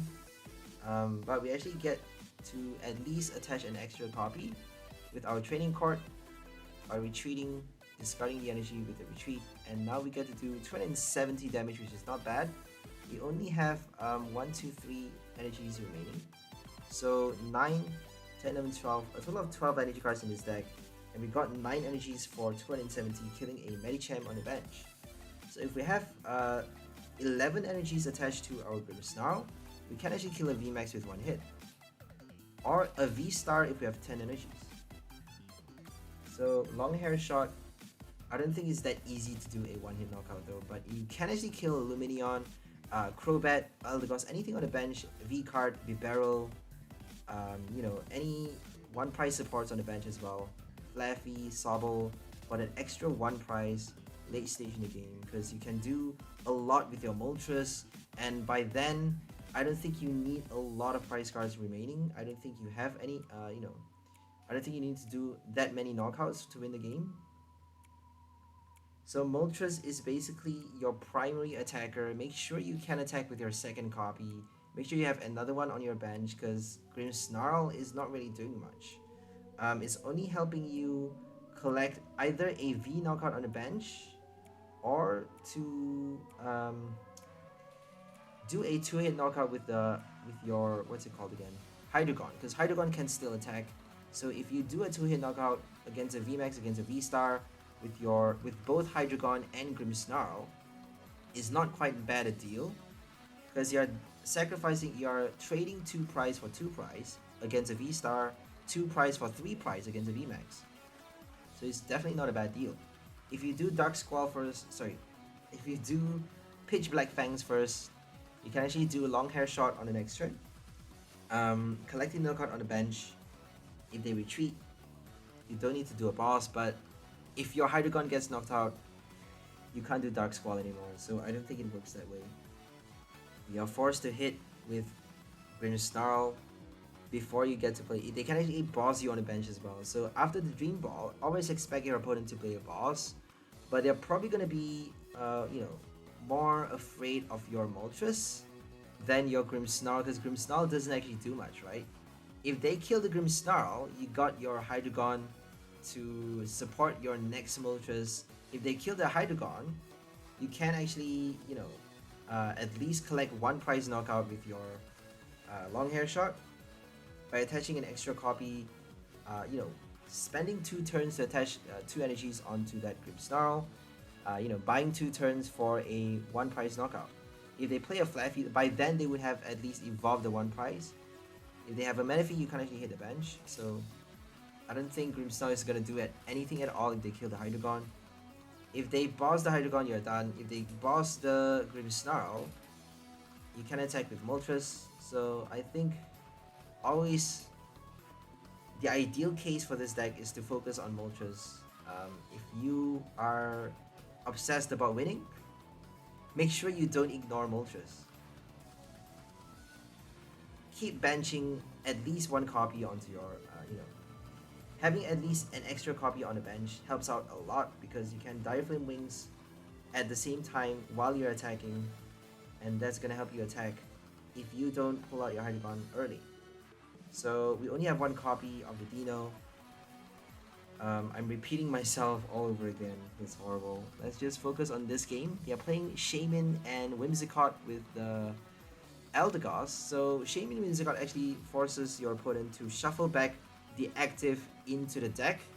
Shaymin is a little bit more different. If they flip a heads, they actually get to force you to shuffle your active Pokemon and all attached cards, and then put everything at the bottom of your deck, right? Shuffle those cards and then put it at the bottom. Whereas with your Whimsicott, you get to shuffle everything into your opponent's deck, the active Pokemon and all attached cards. So they have to flip a coin for both those attacks. It's only a stage 1 and a basic, but the Shaymin actually requires a grass and a colorless. Whimsicott only requires one colorless, one colorless energy, so that's quite turbo. They can attack every single turn with that attack, that Pokemon, quite easily. We got a full bench, which is not great because they got Avery. So the main combo for this deck, which is quite interesting. I'm very happy to be seeing someone play such a radical deck. They have Shaymin and Whimsicott for the shuffle effect. So basically, putting everything back into your deck, forcing you to bench again. They're trying to empty your board with their Avery as well. They can recycle the support card with their Eldegoss, and they can actually play Raihan for them to attack with the second Shaymin, or even attack with Float Up Eldegoss to recycle their ability. So that's the power of the deck, right? I actually think it's smarter to play Pulpad for your supporter card. But if they play a Pulpad though, they're gonna need to somehow search it back into their hand, which is virtually impossible without a Lumineon, right? Or a Bibarel, so they need still a support Pokemon, a Chinchino maybe. So I think it would be smarter to play Pulpad, Chinchino, Avery, and nothing but Whimsicott. So Whimsicott, Chinchino, right? Saves the space for your Raihan, Grass Energy, and Shaymin. I don't think you need a Shaymin.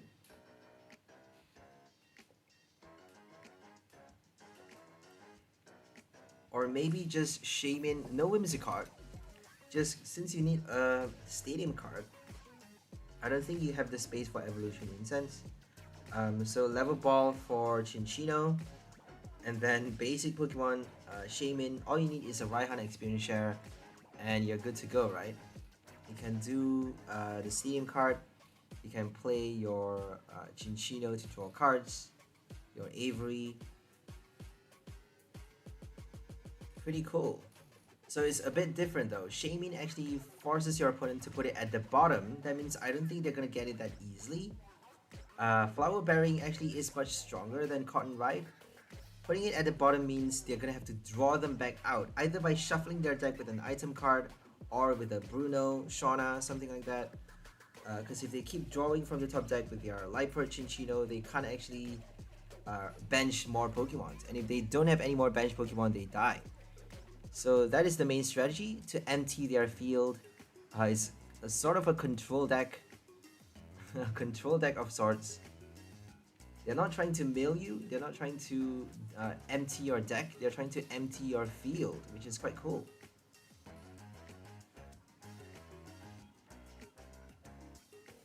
Avery again.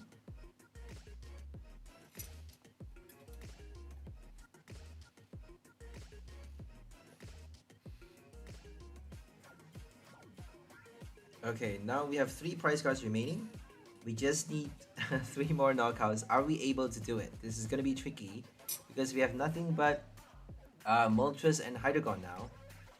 We have to kill them with 1 Moltres, 1 Hydreigon, and another Pokemon. We need another knockout. We actually should be attacking with the boss. We should be playing the boss for either a Eldegoss knockout or a Cottony knockout. So I think the best bet is to kill the Eldegoss, because we can actually all of our energy is inside the deck though, so that's the bad thing. We may not have enough energies to attack with the Moltres just yet.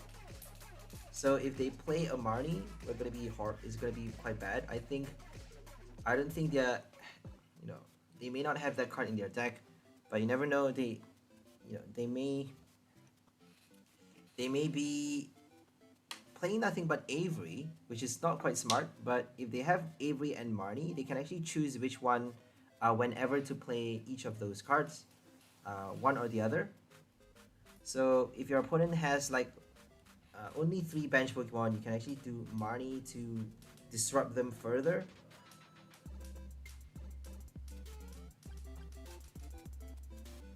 You're helping them draw out the cards though, right? Because Marnie is helping them draw out from the deck to get back their basic Pokemon. So arranging the deck such that they actually get to pull out their basic once more. So I don't think Marnie actually helps out a lot if you're playing Shaman with Marnie. Boss Order, there we go. That's the perfect supporter. Boss Order and Avery, I suppose. Okay, they got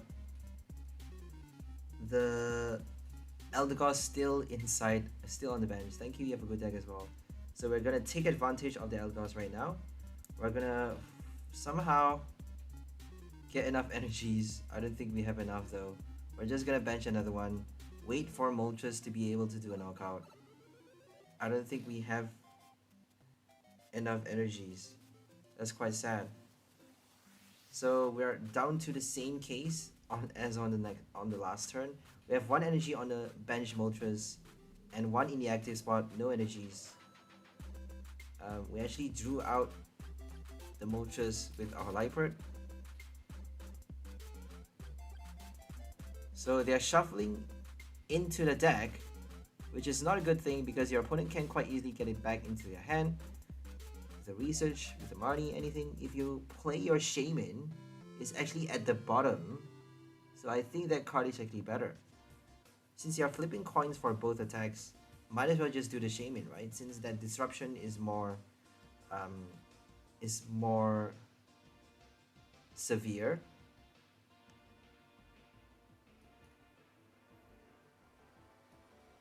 Okay, we're gonna retreat to Motres and boss order. Collect 2 prizes this turn, and now we just need 1 more knockout. Are they gonna empty our field fast enough before we get to collect the final prize? Your guess is as good as mine.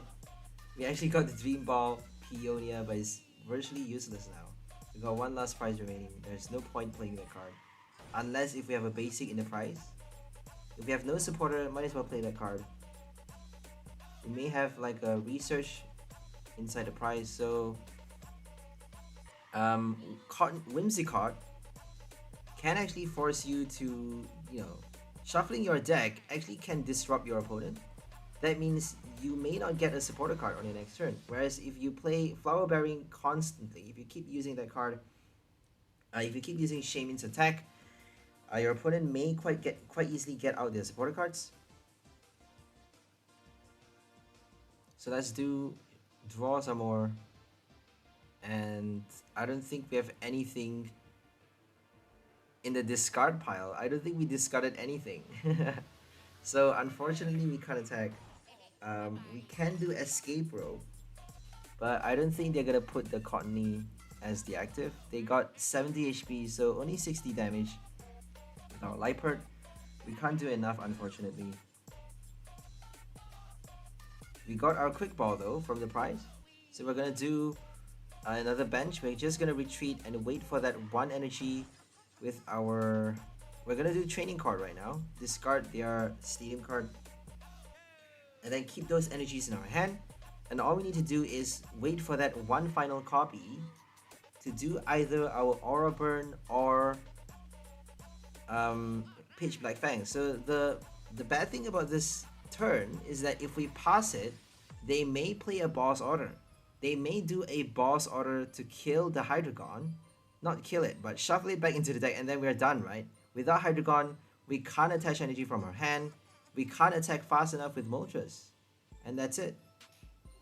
So if we attach it right now though, they can actually boss the Motres and shuffle it back into the deck. So if whatever we do is going to be quite bad.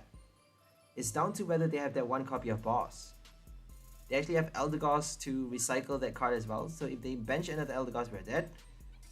It's really, really disruptive. Quite cool, isn't it? They do have the boss, but they actually shuffled back the wrong card. They should be shuffling back our Hydreigon. They did not realize that that's the power card. Because if they do the Hydreigon, I don't think we can attack. Motres can't attack that easily, right? We just need to discard an energy. And Dire Flame Wings for 2 energies. If they do another boss, then we can attack. But if they don't, we can actually Liepard buy ourselves an extra turn. Oh, we can still attack though. I forgot we can actually discard the energy with our ability. So trade for the discard, and then we just need to Dire Flame Wings, right?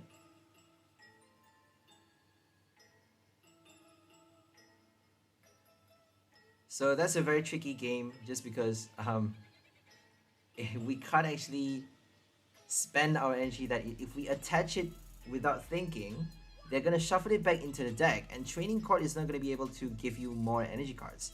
So we need 3 energies to attack for a knockout, killing their 1 price card. Low HP Pokemons like 100 or 70 HP. We can't actually kill anything with the Liepard, unfortunately. We can't kill the 𝘿𝐿𝐼𝐻𝓚, but it's in the bench. There's no way for us to hit that Pokemon with an escape rope as well. So it's a bit tricky. We have to think very carefully when to attach the energy. No room for mistakes.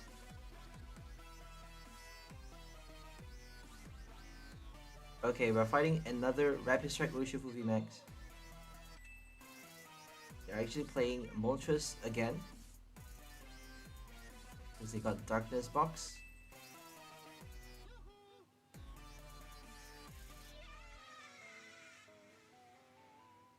Headed Corpse.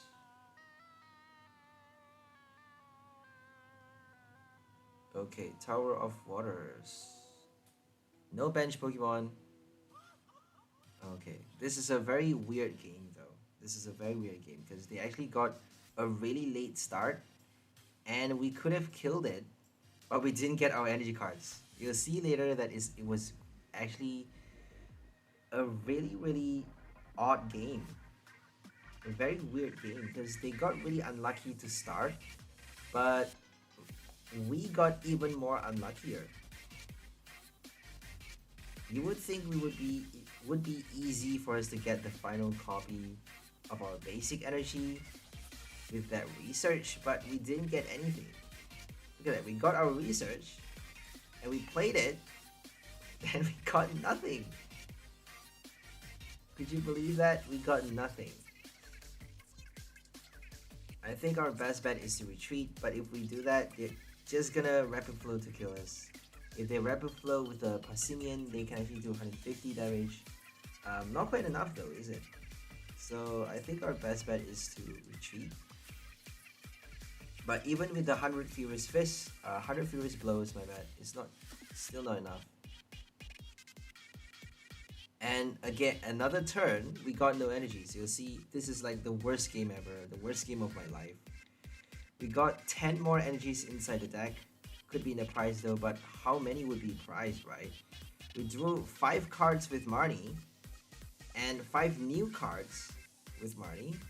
And then we drew another 2 cards with that Liepard. 7 cards in total. Another 7 draw. We actually drew 9 cards on the last turn. So a total of 16 draws and got no energies. Look at that, 16 draws plus the top 2 cards, so that's like 18. No energies from the top 18 cards of deck. Ridiculous. 9-7, right? Yep, top 18, no energies. That's so funny though. That's a joke, isn't it? It's a real joke. Got 10 energies left. 10, come on. 27 cards left now. And they did so much. They just need to survive one more turn to do everything. They benched Sobble, a Remoraid, another Urshifu, and a Moltres. They got a second attacker now and they killed our active. Look at that. That's horrible. We did nothing. We did nothing with that Moltres. They strafed for so many turns. They strafed for like 3 times before doing the 100 Furious Blows for the knockout. That's ridiculous. We didn't even get to hit once. That's just sad, yo. Got really unlucky. We should be playing our escape rope. I'm not sure why I actually didn't do that. But we can actually do Hydreigon for the retreat, so nothing to worry about. I think it's best to draw out the choice belt right now. If we can kill the Urshifu, they're probably gonna knock us out on next turn though with the Motres, so they're gonna get theirs and another 2 prize. We got it though. There we go. So we're countering their first 2 prize draw with the Motres, but bad thing is nothing we can do about that really. Bad thing is they're gonna kill us with their own Motres. They're gonna counter that with another 2 prize draw. And there's no way we can kill the Motres on the next turn. We need to bench another copy, right? We got a Bird Keeper in our hand, so we're just gonna do it later. Let's hope they don't play a Marnie. If they play a Marnie, we're totally screwed. I don't think we can bench one right now. If we get a Dream Ball, I think Grimmsnarl is gonna help us. I'm not even too sure. A 4 prize remaining, so I don't think the best thing is to summon Grimmsnarl. We should have just benched the Motres just now. It may be inside the prize though, so let's just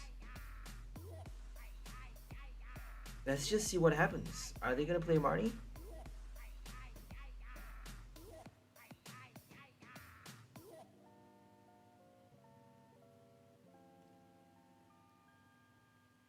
They got the energies, look at that. They discarded a Darkness for Dire Flame Wings, and they got the fighting energy from their hand. I think they played the Shady Dealings for the energy search, I'm not too sure. But they got enough. They got just enough.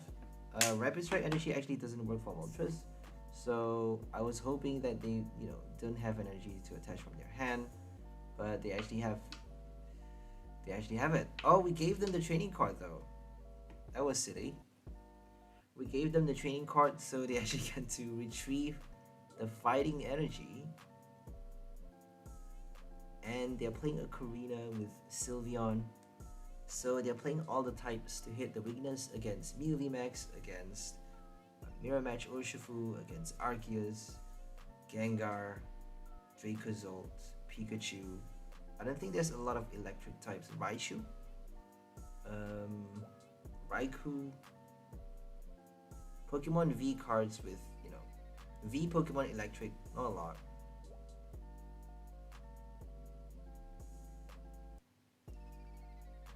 And they just gave a sad face. They just passed the turn not attacking though. How silly is that? They chose not to attack the Motres. They chose not to hit the Motres. Why? They could have killed it, 190 damage. Why did they chose not to kill it? That's so weird. I think they're trying to buy themselves a bit more time. Because if we kill them with our Motres on the next turn, then they're stuck, right? Because they can't do anything. But they got Urshifu though. They got the VMAX for Gale Thrust. If they got a choice belt with the Gale Thrust, 180 damage is not quite enough, but they got Quick Shoot for them to collect the 3rd Moltres knockout.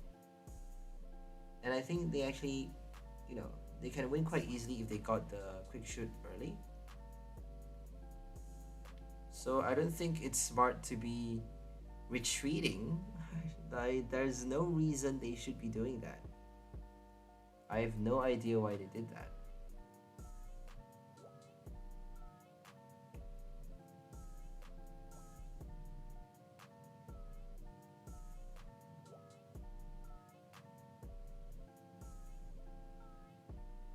So bad thing about this deck is that if your opponent is making use of your stadium card, you have no way of removing that stadium from play.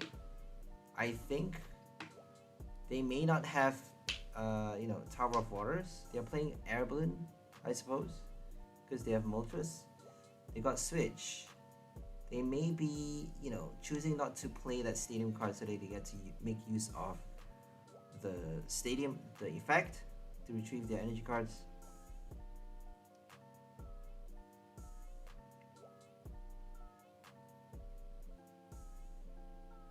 We actually got 3 Liepards in play now. 3 Liepards, don't really need that many. We got Energy Recycler, Hydreigon, Moltres. And here comes the Moltres at last, but they actually decided to do a boss this turn, you'll see. A boss and a choice belt to kill the second copy, which is going to be super bad. Because if we attack with this one, if we attack with the same one, we're going to take Recoil. That means they're going to be able to collect the knockout. They're going to be, they're definitely going to be able to kill us with Urshifu, for sure, right? So it's actually quite silly that they didn't do a knockout on the last turn.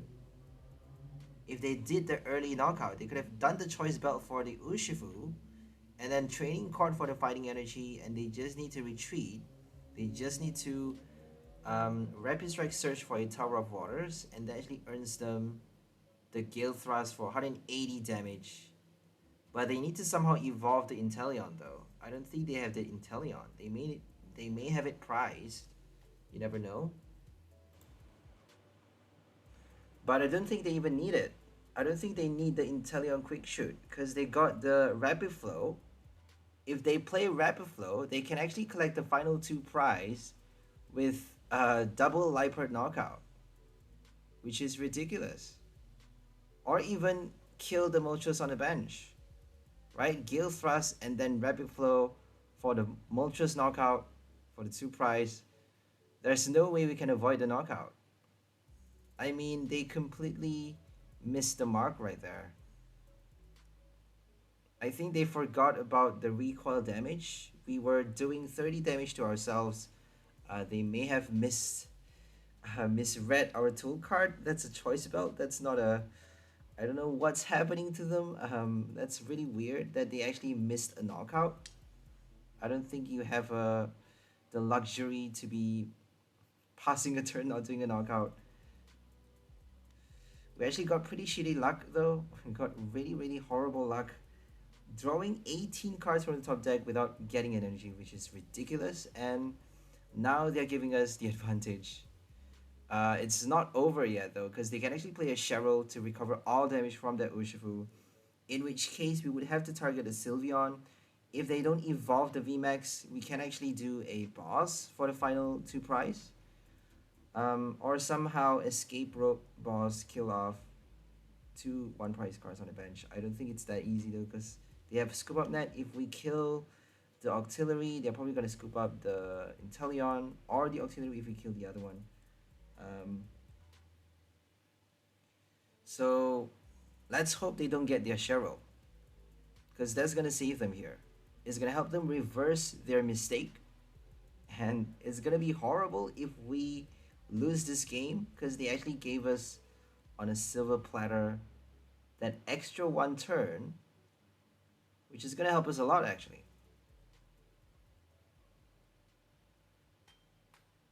So we got Peonia, we got a Dream Ball, but we couldn't play it because we have no bench spot. And even if we do, I don't think it's going to help us.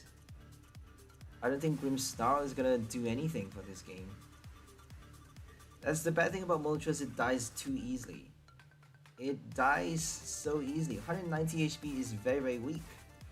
I don't think you get to play this card without a cape. I'm sorry to say, but this deck is not really that strong just because of that. Just because of the recoil damage, Moltres dies way too easily. And I'm really sad because we don't have a choice. We really don't have a choice. We need to fit in so many cards to make this deck work, to be able to bring out both the stage 2 at the same time, to be able to play the ability to freely attach energy cards to our Grimmsnarl, and also to freely target any one of our opponent's Pokemon for 30x damage, attaching as much energy as we can, doing up to 240 as you saw earlier, 270 damage against the Medicham V. We get to knock out V cards on the bench with our Grimmsnarl for extra 2 prize, which is unheard of. The trade-off is Moltres. Attacking with nothing but Moltres is quite bad.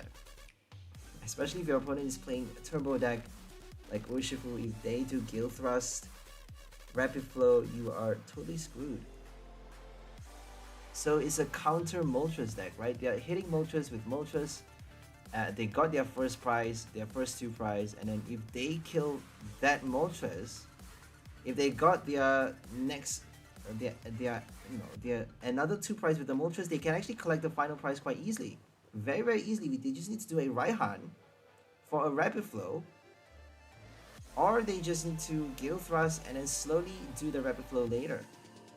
They actually have enough turns to do a Gale Thrust. Imagine that. They have Escape Rope, Boss Order to collect extra prizes. I mean, there's so much advantage on their end. There's so much they could do, but they actually failed. It's a bit sad, isn't it? They got Shady Dealings for Cheryl, but they couldn't do it for some reason. Apparently they got unlucky. You can't afford to make a single mistake. That's the name of this game. No mistake allowed. I'm sorry to say, but you failed, Urshifu. It's pretty ridiculous that we couldn't get that energy card out though. We got so many energies as you see right now. We're attaching like crazy because we finally get to attach our bloody energies. And here comes Pitch Black Fangs for 130 damage, exactly enough. We're killing it with Hydreigon, look at that. We don't need to attack with Motres. And we got the final 2 prize, winning the game against all odds against yet another Urshifu deck. So that's all for this video. Hope you guys enjoyed it. We'll see you next time. Have a great day and bye for now, lovely people. Enjoy your life.